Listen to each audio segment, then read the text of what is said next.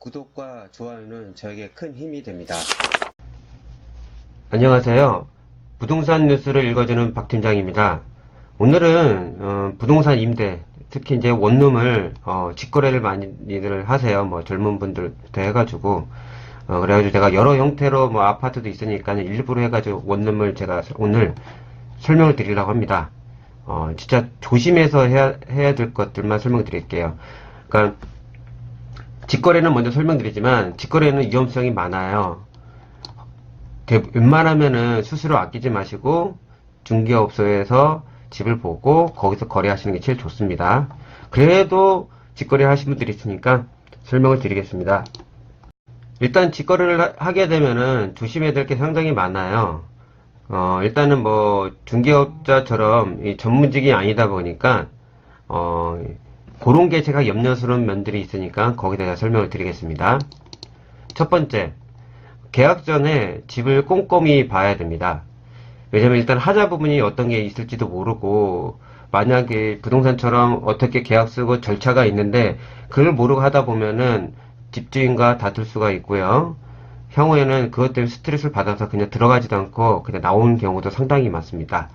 그리고 집을 보려면요, 저녁에 가면 많이 볼 수가 없어요. 좀 어둡고요. 일단 그래서 낮에나 시간을 내서 굳이 저녁밖에 시간이 안 되러 해서 집을 보고 계약하신 분도 있는데 매일 일하는 건 아니잖아요. 주말이나 아니 반차를 한번 내서 저녁 전에 가셔가지고 일찍 가서 집을 꼼꼼히 보고 어디가 하자 부분이 있는지를 잘 봐야 됩니다. 그게 제일 우선입니다. 중개업자는 다 보고 어느 정도 중개업자도 옆에서 컨트롤 해줘요. 그러니까 그런 부분 때문에 수수료를 받고 뭐 법적인 것도 있지만은 이런 부분도 상당히 있습니다. 옆에서 케어를 해줘야 되거든요. 그러니까 케어를 해준 사람이 없을 때는 꼭 혼자 가던 친구랑 가던, 직거래는 어차피 임차인 대부분 살고 있는 임차인 내놓지 임대인 내놓는 경우는 되게 드뭅니다. 가끔 그렇게 내놓으신 분도 있어요. 뭐 피터팬부터 해가지고요. 직거래로 내놓을 땐 거의 임차인이 내놓기 때문에 임차인은 자기가 빨리 나가고 싶어서, 살고 있는 임차인은 빨리 나가고 싶어서 단점을 얘기를 안 합니다. 그래도 그게 한 장이 상당히 많아요. 그러니까 그런 걸 조심해야 됩니다. 꼭 저녁 전에 가셔서 꼼꼼히 확인하셔야 됩니다. 그리고 두 번째, 거주하는 임차인 말고 임대인과 확인해야 할 것들이 있어요. 꼭 계약금 하기 전에 하셔야 돼요. 입금하고 나면은 갑이, 보통 우리가 이제 부동산 할 때 똑같아. 저희 중개업자니까요. 돈 넣기 전까지는 임차인은 많은 걸 물어볼 수가 있어요. 근데 계약금을 넣으면은 벌써 계약이 성사가 된 거예요. 뭘 물어보기가 애매해요. 진짜 좋은 임대인 같은 경우는 그냥 웬만하면 하자가 있어서 해주지만은 악의적인 임대인도 있어요. 사람은 다 가지각색의 성격들이 있기 때문에 중개업자도 그런 것 때문에 스트레스를 많이 받고 하거든요. 그래서 저희는 계약금 넣기 전에 모든 걸 다 물어봅니다. 특약사항에 넣어야 될 거. 그래서 항상 계약금 전에 임대인한테 확인을 해야 돼요. 왜? 이 임대인은 잘 모르거든요. 지금 임차인이 그냥 저기 직거래 사이트에 내놨기 때문에 자기 조건만 얘기하지 임대인 조건도 잘 몰라요. 특약사항 내용도 잘 모르고 부동산 다 얘기를 해주잖아요. 그런 부분이 부족한 거예요. 그거는 이해를 하셔야 될 겁니다. 거꾸로 본인이 집을 내놓을 때 생각을 하세요. 중간에 빨리 나가고 싶으면은 어떤 마음인지. 다음 이야기가 이 이야기가 똑같습니다. 계약금 입금 전 보통 이제 계약 기간은 보통 임대인은 2년을 원합니다. 어디 가든지요. 그 이유는 뭐냐면은 1년 계약을 하더라도 임차인은 1년을 더 살 수 있는 법 권리가 있습니다. 그럼 임대인한테 불리하겠죠? 그래도 임대인은 거의 2년을 원해요. 근데 본인이 1년을 원할 것 같으면 계약하기 전에, 계약금 넣기 전에 집주인한테 물어봐야 됩니다. 그리고 현재 살고 있는 임차인 금액하고 같은 건지 틀린 건지, 그리고 계약기간, 보증금, 월세, 그리고 관리비가 얼마인지, 관리비는 뭐가 들어가 있는지 확실히 물어봐야 돼요. 그리고 뭔가 하자 부분이 있다. 꼼꼼히 하자가 생겼다. 그 집 내부 수리를 어떻게 해주실 건지. 어떤 분은 도배를 해주신 분이 있고요. 안 해주신 분이 있고요. 어떤 부분 도배 해주신 분들이 있어요. 다 여러 형태가 다 틀려요. 사람이 다 가지각색이기 때문에요. 청소를 해줄 건지, 청소비가 보통 원룸 같은 경우는 퇴실시 청소비도 있고요. 그냥 주인이 해주는 분이 있고요. 깔끔하게 하고 나가면 청소비 안 받는 분이 있고 다 많아요. 그러니까 청소 등 이 모든 거를 다 물어봐야 됩니다. 언제? 계약금 입금 전에 다 물어봐야 돼요. 그리고 나서 입금을 해야 됩니다. 요즘은 워낙 그 인터넷이 발달되어 있기 때문에 다들 찾아봐요. 보통 제가 하나 말씀드리면은 임차인들이 이제 들어올 분들이 뭘 제일 먼저 보는 줄 아세요? 들어와서 물만 내려요. 뭐 싱크대에 있는 물하고 화장실 물만 내리거든요. 화장실 물하고. 그건 어디가나 잘 나올 수밖에 없어요. 웬만해서는요. 왜냐 임대를 놓으려면요. 그게 안 나오면 임대를 놓을 수가 없습니다. 그보다 더 중요한 거는 이런 내용들이에요. 이 내용들. 뭐 중개업자 끼면은 이걸 뭐 거의 다 얘기를 해주는데 본인이 직접 한다면은 꼭 계약금 입금 전에 이걸 꼭 확인하셔야 됩니다. 필수입니다. 이것 때문에 다툼이 있을 수 있고 불이익이 갈 수 있어요. 다음 얘기 볼게요. 계약서는 보통 이제 임대인이 그냥 직접 하시는 분들은 인터넷 다운받던가 아니 뭐 본인이 다운받아도 되겠죠. 근데 보통 그냥 이걸 아끼시는 분들은 뭐 아니 임차인께 내놓으니까 일반 어디 계약서 인터넷 뽑아가지고 쓰긴 써요. 아니면 임대인 작성을 하던가요. 근데 이게 여기서 좀 함정이 있어요. 네, 좀 이따 설명을 하겠습니다. 다음 보겠습니다. 제일 중요한 것은 특약사항 문구예요. 그러니까 임대인이 작성해오던 임차인이 작성해오던 특약사항 문구를 잘 넣어야 돼요. 아까 말씀드린 저기 하자 부분 그리고 뭐 언제 뭐 청소나 뭐 해줄 건지 그 내용 그리고 관리비 내용 그런 문구들 잘 넣어야 됩니다. 근데 우리가 저런 중개업자는 전문가다 보니까 다 인터넷으로 뽑아서 쓰잖아요. 근데 뽑아가지고 그 자리에서 다 이게 자필로 쓰면요 그 자필 옆에서 다 도장을 찍어야 됩니다. 그냥 그 우리 말대로 그냥 그 볼펜으로 들어가는 건요 그 전신고 안 돼요. 그런 것도 잘 아셔야 됩니다. 그러니까 부동산에 우리 중개업자에 보면요 어떤 거를 보고 이 사람이 계약서 쓸 때 능력자라고 보냐면요 특약상 잘 쓰는 사람을 능력자라고 합니다. 그만큼 특약상이 제일 중요해요. 왜냐면 이게 나중에 분쟁이 생기는 일이에요. 특히 임차인한테 피해가 제일 많이 가겠죠. 임대는 많이 놓으신 분들이니까 보통 분들은 이거 잘 몰라요. 그 중개수를 조금 아끼자고 큰 사고 많이 터지거든요. 근데도 혹시 하시는 분들이 있으니까 제가 한번 설명을 드리는 겁니다. 특약상이 제일 중요한 겁니다. 아까 제가 초반에 말씀드렸던 하자 부분, 그 청소 부분, 그리고 관리비 부분 이런 모든 내용이 그 특약상에 다 들어가야 돼요. 뭘 해주겠다, 뭐 해주겠다 이런 내용들. 다음 보겠습니다. 그리고 꼭꼭 등기부 등본 확인을 할 줄 아셔야 됩니다. 등기부 등본을 볼 줄 아실 분들도 많겠지만 모르신 분들은요 제가 등기부 등본 1부, 2부, 3부로 올린 게 있어요. 거기서 1부, 2부 정도만 보실 줄 알면은요 충분히 직거래 하실 때 다 유용하게 사용할 수 있습니다. 등기부 등본을 확인하시고요. 계약서, 주민등록증과 대조를 해야 됩니다. 계약서에 있는 주민번호하고 주민등록증 번호 그리고 등기부 등본 보시면은 전체를 뽑지 않으면 앞번호가 나오고 사람 이름이 나옵니다. 그걸 확인하셔야 됩니다. 주민번호가 맞는지 안 맞는지 등록증이 안 맞는지 이거는요 제가 조만간 한번 운전면허증하고 주민등록증 진위 확인하는 게 있어요.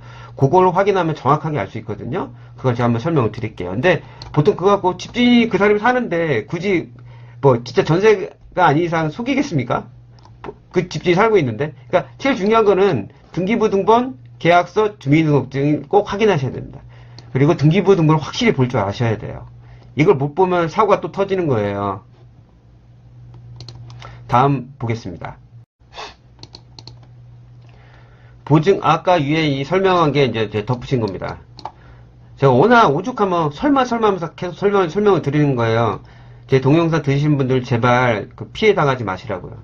보증금, 월세 입금 계좌 꼭 등기부 등본과 일치를 해야 됩니다.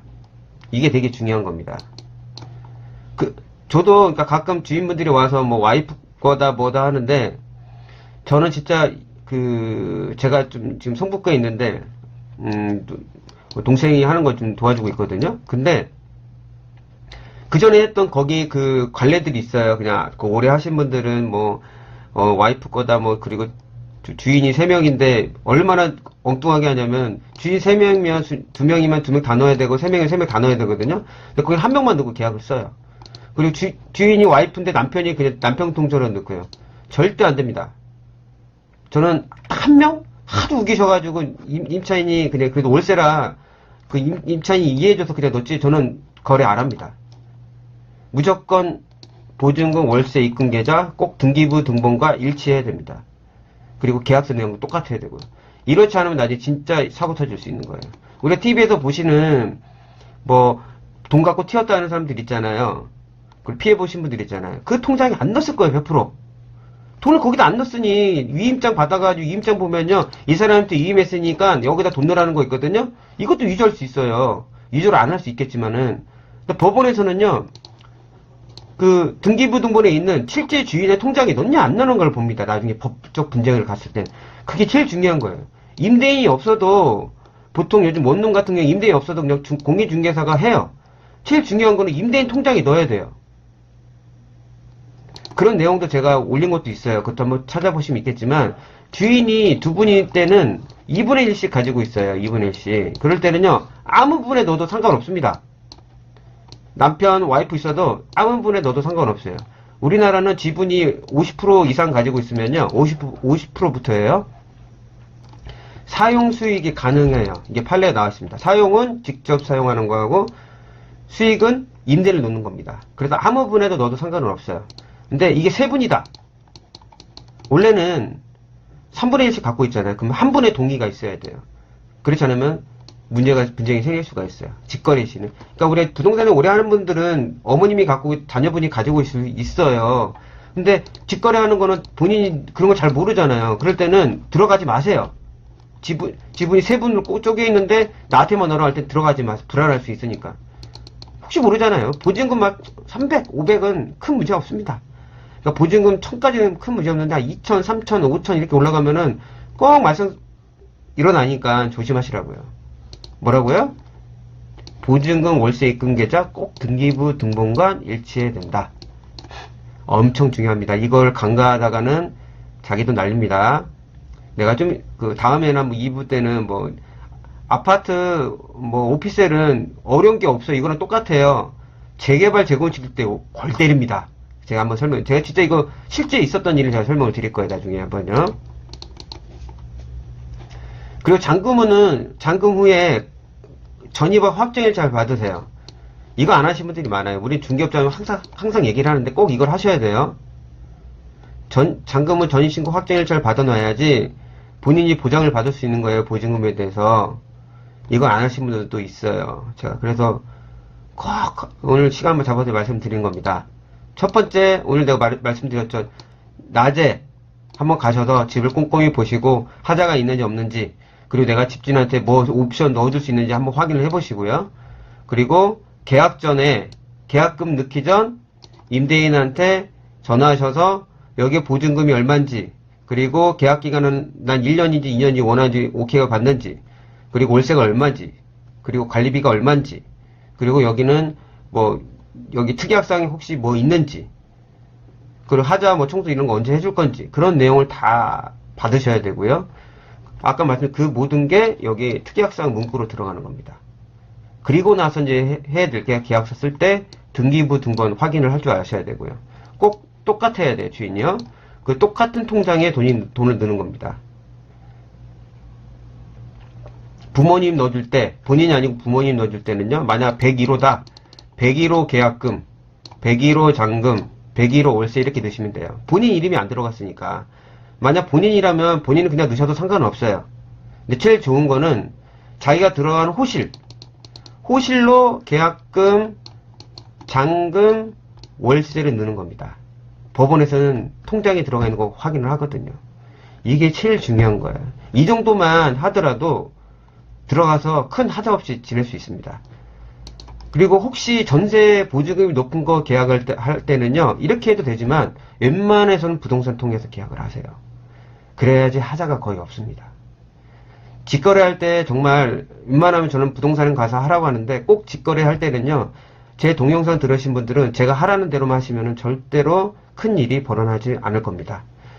오늘 유익한 내용이 되었다고 하면요, 구독과 좋아요, 댓글 남겨주시기 바랍니다. 저에게 큰 힘이 됩니다.